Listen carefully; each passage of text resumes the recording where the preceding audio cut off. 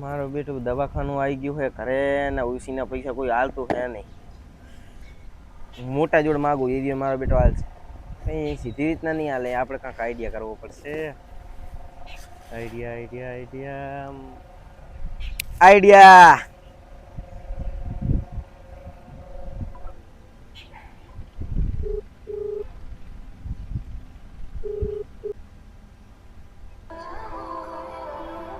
ચોથાનો phone આવ્યો.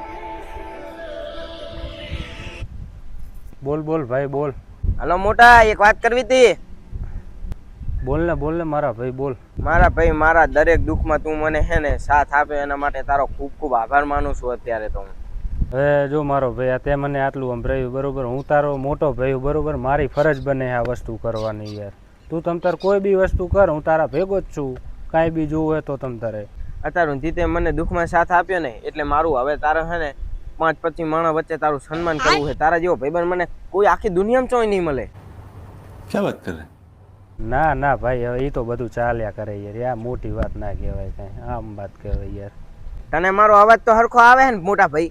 હો તમ તાર કમ્પ્લીટ એકદમ ક્લિયર અવાજ આવે હો ભાઈ. હવે 100% સારો અવાજ આવવાનો ને મારો તારા ઊંધી?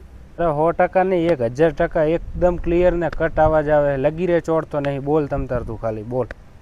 હલો ઉલુ લુલુ 5500 જોતા હે મારે. હલો હલા અવાજ આવતો નથી.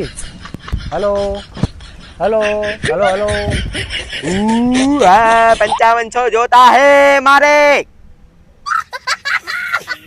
હલો હલો હલો હલો અલા નેટવર્ક નહીં આવતું ભયા.